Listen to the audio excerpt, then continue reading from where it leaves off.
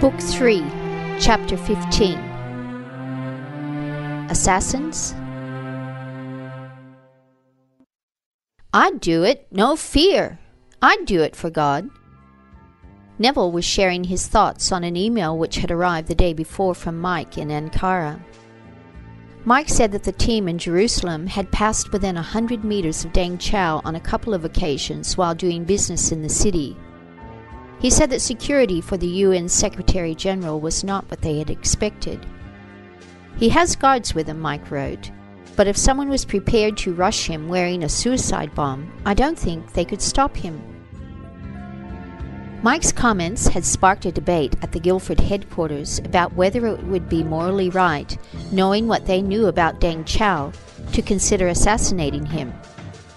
It's not like he's human, Neville explained.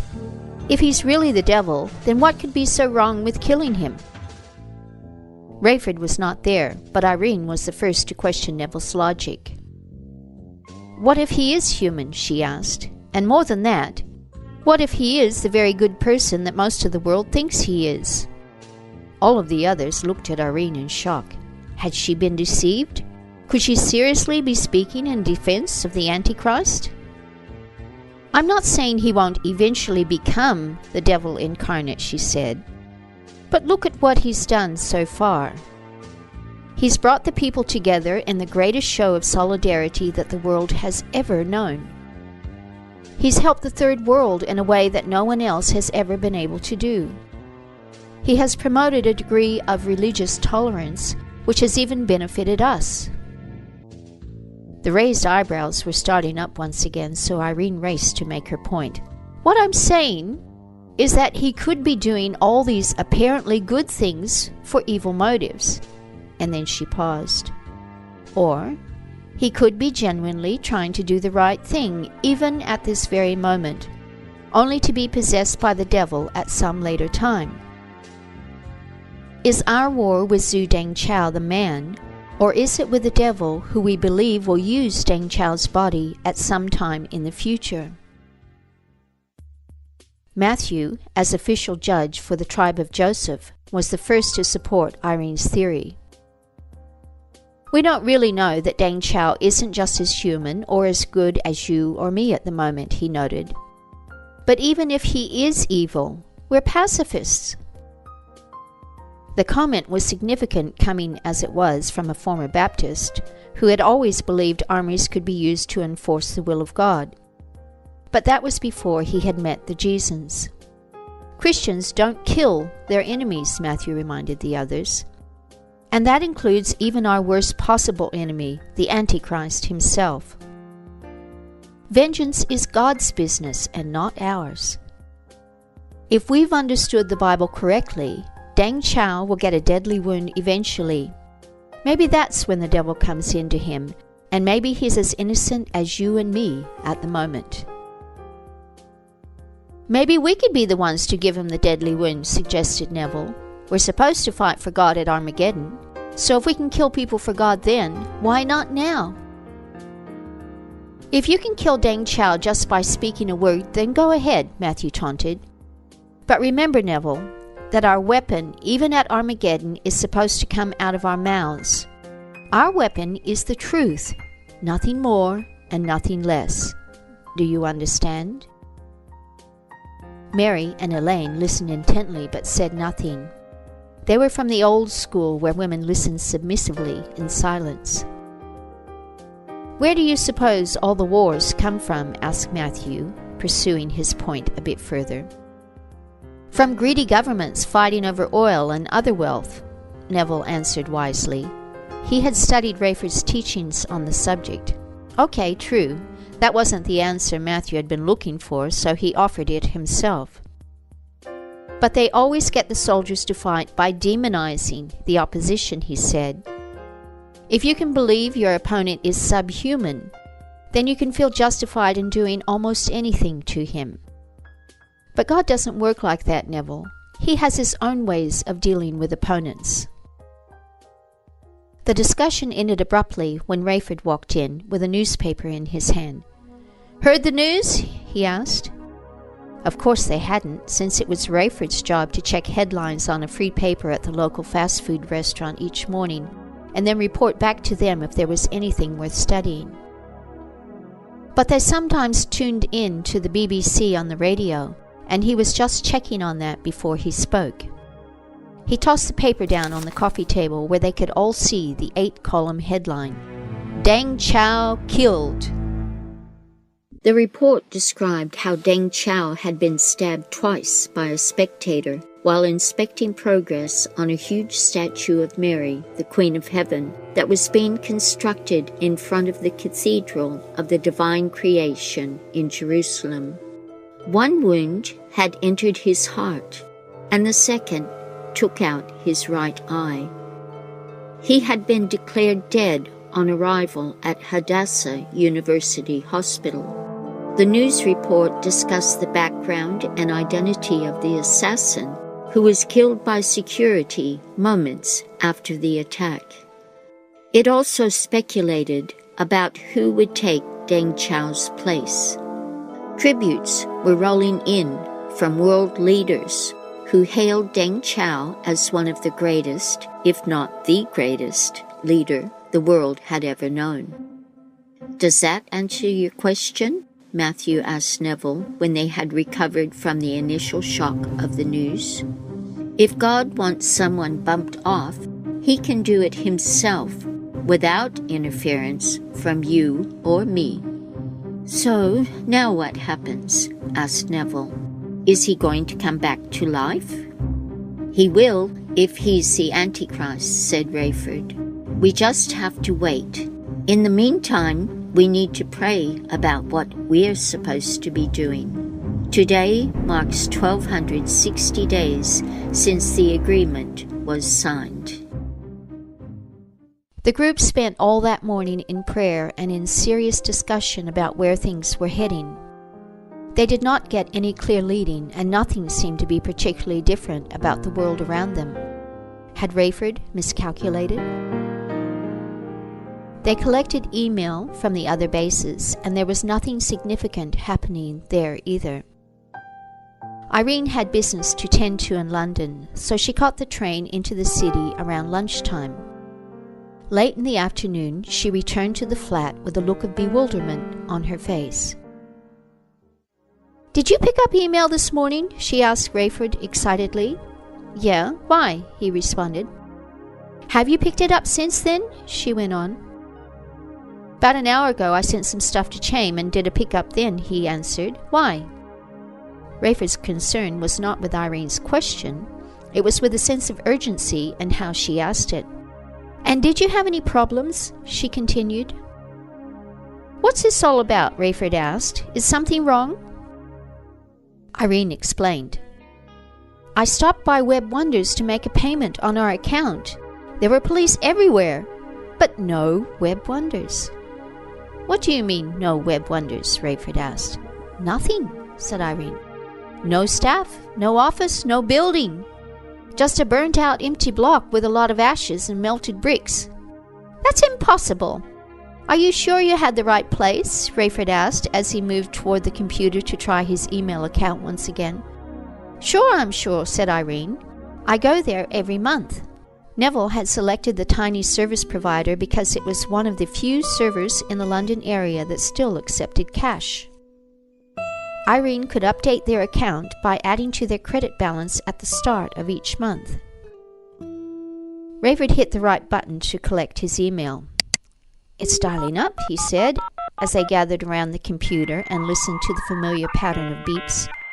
"It's answering," Irene whispered in amazement. They listened as the squeaks and squawks indicated that the computer was actually talking to Web Wonders' mainframe.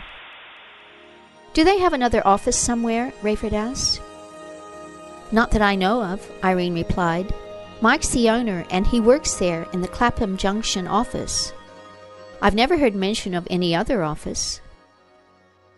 Just then, Neville drew their attention to the computer, which was now picking up their mail from the non-existent service provider. "Look here," he said, tapping the screen. The program indicated that Rayford had more than 200 letters coming into his box. "I just checked my box an hour ago," Rayford exclaimed. "We've never had anywhere near that many, not even during the first 6 months." He was referring to the revival that they had experienced just after the temple agreement had been signed. "They're real, too," Neville explained. He caught glimpses of individual addresses flashing on the screen as each letter dropped into Rayford's inbox. "But where are they coming from?" Rayford asked. "And what happened to Web Wonders? Do you think the authorities are on to us?" The questions were rhetorical, of course. No one in that room had any answers. It took nearly half an hour to collect all the mail, and while that was happening, Neville was considering how they could handle such large amounts of mail in future if it continued to come in at that rate. Rayford, on the other hand, was wondering whether they should run. According to all of their calculations, the Great Tribulation had begun. It was time for them to flee into the wilderness. Whatever it was that had happened at Web Wonders, it was more than likely an indication that the authorities were onto them. But where should they go? Where were the magic wings that would enable them to fly away from trouble? Or could it be that they were about to be captured? Had his ministry come to an end? If it was going to end so soon, Rayford was determined to go down fighting, not with guns, but with the truth.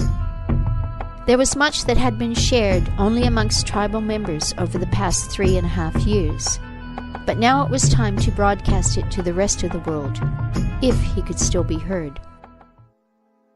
Late that night, he sat in front of the computer typing. He let loose with a broadside that left no doubt about what he believed about Levi Zu Deng Chao and his world government. Rayford explained about the number value in Deng Chao's name, and he predicted that the charismatic leader would be resurrected shortly, but that what people would see would not be a human being. It would be a zombie, a dead body inhabited by the devil himself. He predicted that the sacrifices would cease and that Deng Chao would take control of the temple, declaring himself to be immortal. The Pope would call on the people of the world to worship Deng Chao as the universal Messiah. They were extreme claims, but Rayford felt that he had very little time left, and he wanted to be as clear as possible before his arrest. It could be his last message to the world, and even if he was wrong in some of the finer details, he had to get the important point across to those whom he could influence. That is, that Deng Chao, if resurrected, would be the prophesied Antichrist. No doubt about it. He would be evil personified. Anyone who served him would be nothing short of a Satanist, whether they wanted to face that fact or not. Rayford's one concession was to send a copy of his article to Chame for approval before uploading it onto the site. He asked Chame to place it on his own site so that it would still be available in the event that he himself was captured or met the same fate as the Web Wonders staff. Chame suggested a few changes which Rayford made, and then the article was uploaded. Neville, in the meantime, was looking at the long run. If there was another office for Web Wonders, and if mail was going to keep coming in at the rate that it was coming in at the moment, they would need some kind of an automated system of response.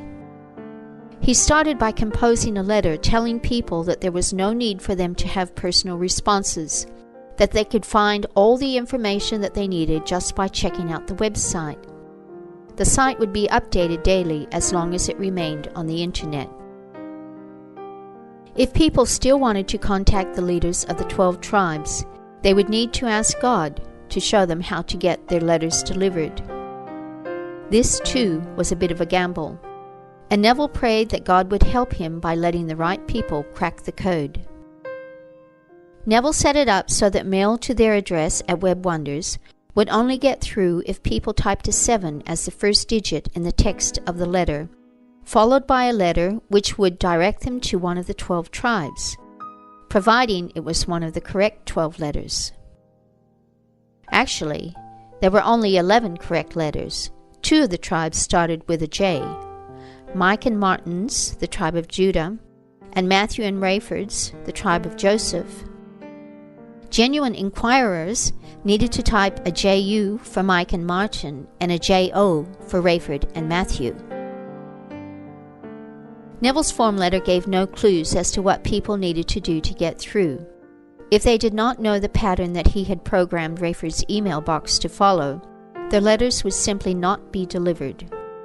It remained to be seen whether God would tell the right people what to type in. Neville's form letter directed people to the material on their website, which specifically taught them how to hear from God.